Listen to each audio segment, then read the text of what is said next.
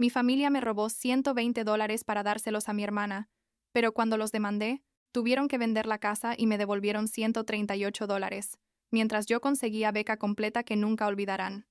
Tengo 17 años. Acabo de graduarme de preparatoria, y hace unos meses descubrí que mis padres básicamente me robaron mi futuro. Suena dramático, lo sé, pero es literal, tipo, no estoy exagerando ni un poco. Cuando mis abuelos murieron hace como 5 años, me dejaron $120 específicamente para mi educación universitaria, estaba en su testamento y todo, y resulta que mis padres usaron ese dinero para comprarle una casa a mi hermana mayor, una casa completa.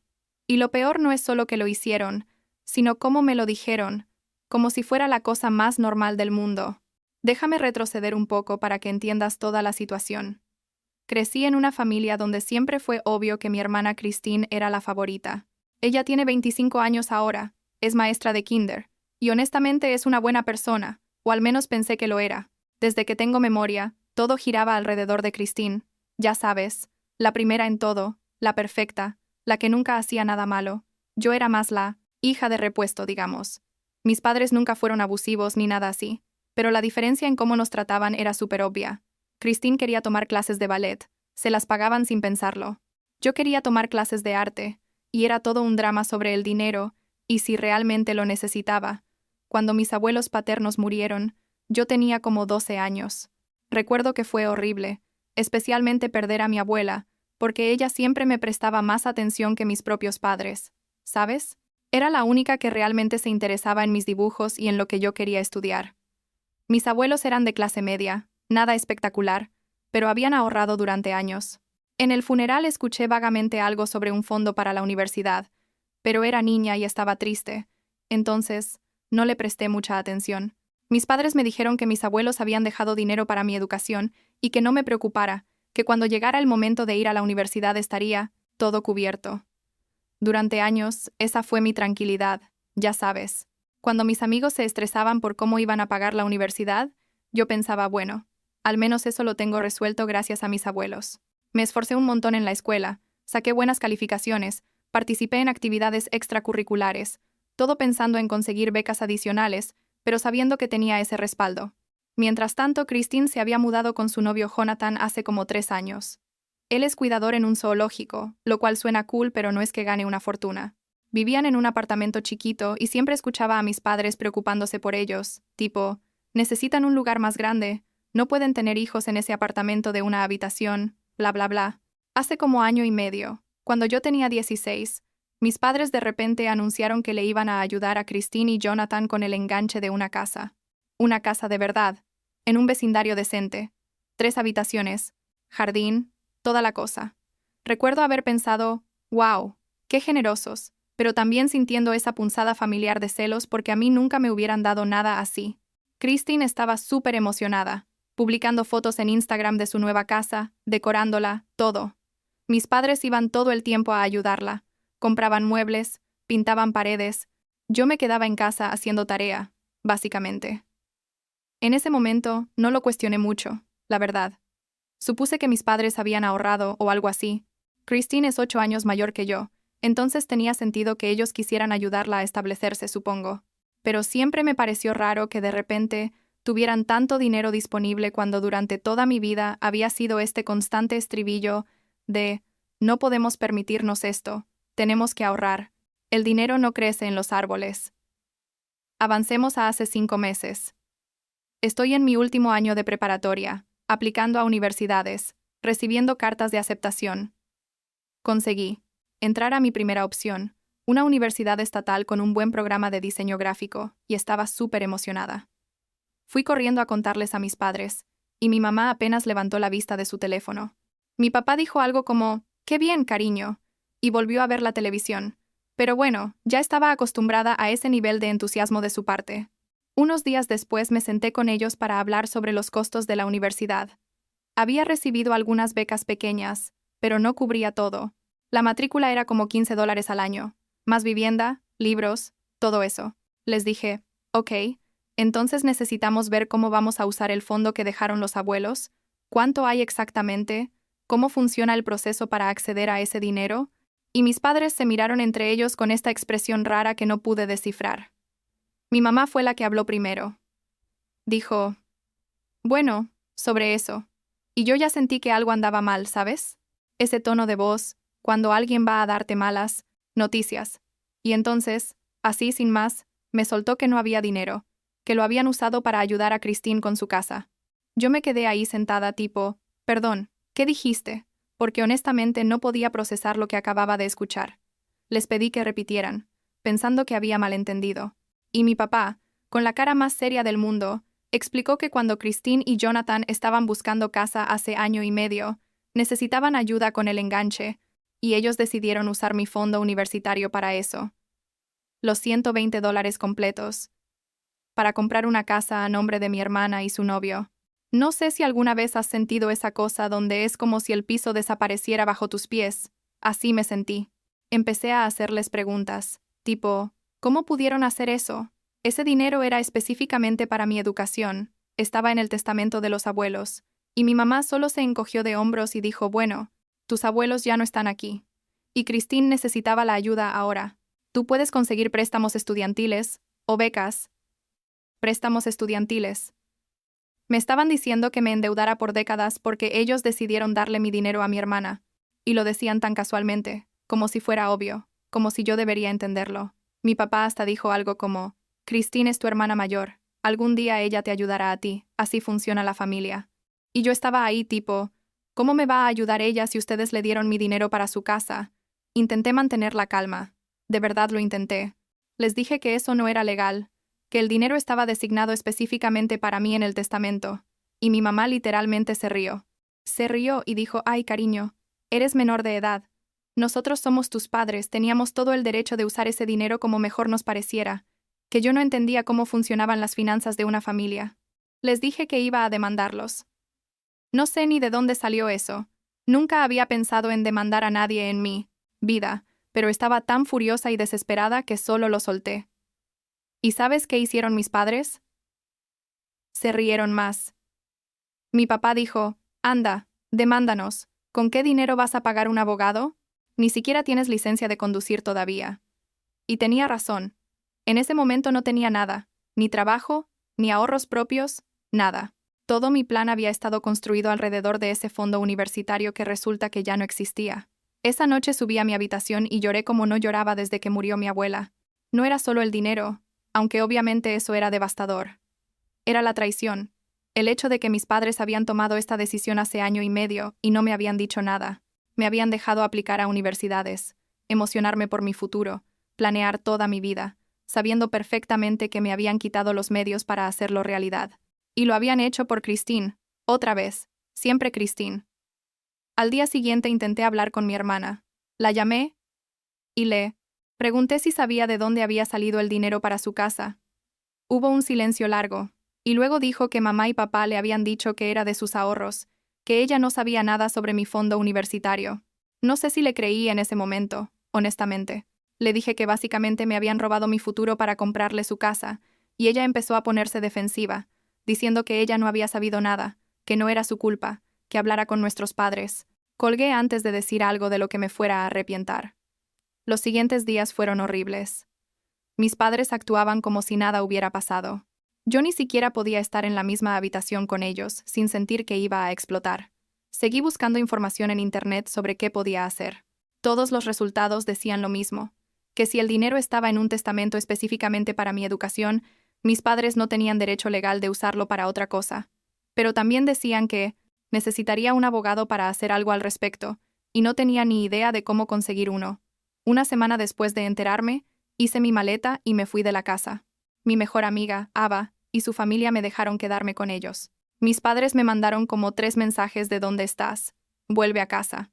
Pero cuando les dije que estaba en casa de Ava, básicamente dijeron, bueno, espero que estés contenta. Ni siquiera intentaron convencerme de regresar. Eso dolió más de lo que esperaba. Fue la mamá de Ava quien me sugirió que intentara contactar a otros familiares. Yo no tenía mucha familia, la verdad. Los abuelos maternos habían muerto cuando yo era bebé, y del lado de mi papá solo quedaba su primo William, que vivía como a 3 estados de distancia. Había conocido a William un par de veces en reuniones familiares cuando era chiquita, pero no lo conocía bien. Aún así, no tenía nada que perder. Entonces lo busqué en Facebook. Le mandé un mensaje largo explicándole toda la situación. No esperaba mucho, honestamente. Pensé que tal vez me diría, lo siento, pero no puedo ayudarte. O peor, que se pondría del lado de mis padres. Pero William me respondió al día siguiente, y estaba furioso. Furioso con mis padres, no conmigo. Me dijo que mis abuelos habían sido muy claros en su testamento, que ese dinero era para mi educación y nada más, y que lo que hicieron mis padres era ilegal. William resultó ser abogado, lo cual yo no sabía. Y no solo abogado, sino que se especializa en derecho de sucesiones. Dijo que iba a contactar al albacea del testamento de mis abuelos, que era un abogado local que había manejado todo cuando ellos murieron. En menos de una semana, William me llamó con noticias. El albacea confirmó que el dinero había sido transferido a una cuenta de custodia a mi nombre cuando tenía 12 años, específicamente designado para gastos educativos. Mis padres, como custodios, tenían acceso a la cuenta, pero legalmente solo podían usarla para mi educación. Lo que hicieron fue definitivamente ilegal. William me dijo que podíamos demandarlos para recuperar el dinero, pero que sería un proceso largo y complicado. O podíamos intentar primero con mediación. Básicamente sentarnos todos con un mediador y tratar de resolver las cosas sin ir a corte. Me ofreció representarme gratis. Dijo que no iba a dejar que la familia tratara así a la hija de sus primos. Recuerdo haberme puesto a llorar cuando me dijo eso. Era la primera vez en semanas que alguien de mi familia me hacía sentir como si importara. Decidimos empezar con cartas del abogado. William le mandó una carta formal a mis padres explicando que lo que hicieron era ilegal y que teníamos toda la intención de recuperar el dinero, por las buenas o por las malas. También le mandó una copia al albacea del testamento y aparentemente a Christine, aunque yo no lo pedí, la respuesta fue interesante. Mis padres pasaron de actuar como si nada a entrar en Christine. Pánico total. Empezaron a mandarme mensajes, llamadas, textos, correos, todo, que estaba destruyendo a la familia, que era una malagradecida, que después de todo lo que habían hecho por mí así les pagaba. Mi mamá hasta me mandó un mensaje de voz llorando diciendo que nunca pensó que su propia hija la demandaría.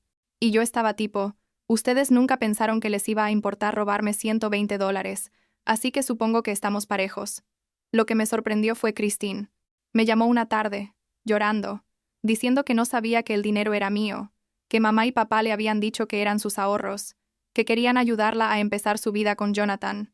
Dijo que si hubiera sabido la verdad, nunca habría aceptado el dinero. Sonaba genuina, y parte de mí quería creerle, pero también era difícil separar mi enojo hacia ella del enojo hacia mis padres. Le dije que hablaríamos después, cuando todo esto se resolviera. William me ayudó a conseguir un apartamento.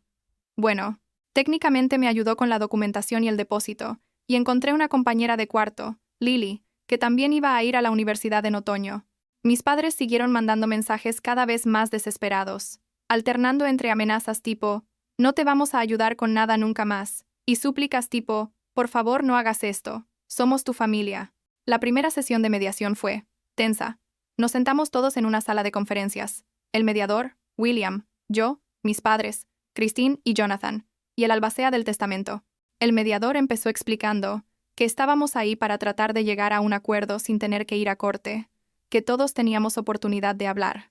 Yo hablé primero. Básicamente repetí todo lo que he estado contando aquí, que mis abuelos me dejaron ese dinero específicamente, que mis padres lo usaron ilegalmente, que quería el dinero de vuelta para poder ir a la universidad como mis abuelos habían querido. Mi voz temblaba, pero logré decir todo sin llorar. Mis padres entonces empezaron con sus excusas, que la familia debe ayudarse entre sí, que Christine necesitaba la ayuda más que yo porque ya era adulta y estaba tratando de formar su propia familia, que yo era joven y tenía otras opciones. Mi papá literalmente dijo que yo debería estar agradecida de que ayudaron a mi hermana, porque algún día ella me dejaría vivir en esa casa si yo lo necesitaba. Como si eso hiciera todo bien. El albacea del testamento intervino, y fue muy claro. Dijo que no había ambigüedad en el testamento, que el dinero era para mi educación, punto, que mis padres habían violado su deber fiduciario como custodios de la cuenta, que si esto iba a corte, ellos perderían, y probablemente tendrían que pagar también los honorarios de abogados. Christine empezó a llorar. Jonathan la abrazaba y se veía súper incómodo, como si quisiera estar en cualquier otro lugar.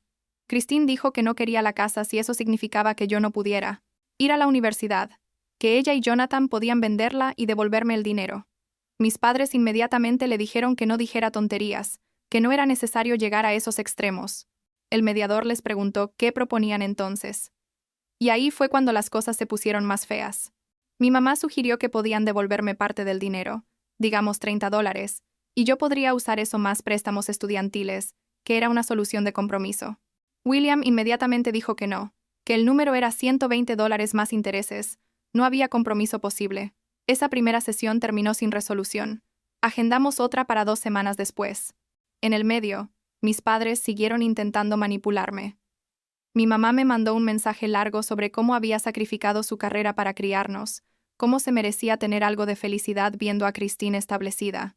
Mi papá me mandó uno diciendo que estaba actuando como una niña egoísta y que me iba a arrepentir de destruir a la familia. La segunda sesión fue más de lo mismo. Mis padres ofrecieron $50, luego $70. William seguía diciendo que no. Yo estaba exhausta, honestamente. Parte de mí solo quería que todo terminara y estaba tentada a aceptar algo, lo que fuera. Pero William me recordó que esto no era solo sobre el dinero, era sobre el principio, que mis abuelos específicamente querían que yo tuviera educación universitaria, y que mis padres no tenían derecho de quitarme eso. Después de la tercera sesión de mediación sin acuerdo, William inició el proceso formal de demandarlos. Presentó toda la documentación necesaria, el testamento, los registros de la cuenta de custodia, evidencia de cómo se usó el dinero. El albacea del testamento cooperó completamente. Todo estaba documentado perfectamente. Cuando mis padres recibieron los papeles formales de la demanda, algo cambió. Creo que hasta ese momento no habían creído que yo realmente lo haría. Pero ver su nombre en documentos legales, saber que esto podía ir a corte público, donde todo el mundo se enteraría de lo que hicieron, finalmente les llegó. Tuvimos una cuarta sesión de mediación, y esta vez mis padres llegaron con un contador y un abogado propio. Se veían miserables, lo cual no me dio la satisfacción que pensé que me daría. Solo me sentía cansada.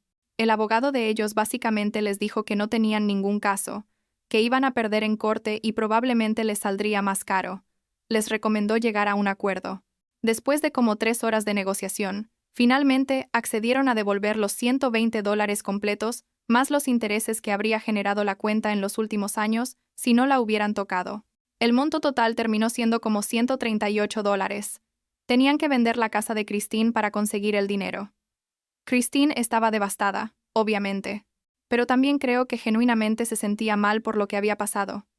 Me buscó después de esa sesión y me pidió disculpas. Dijo que ojalá nuestros padres le hubieran dicho la verdad desde el principio, que ella nunca habría querido la casa sabiendo de dónde venía el dinero. Le creí esta vez. No era su culpa, no realmente. Ella había sido la herramienta que mis padres usaron, pero ellos eran los que habían tomado la decisión. El dinero fue transferido hace como un mes.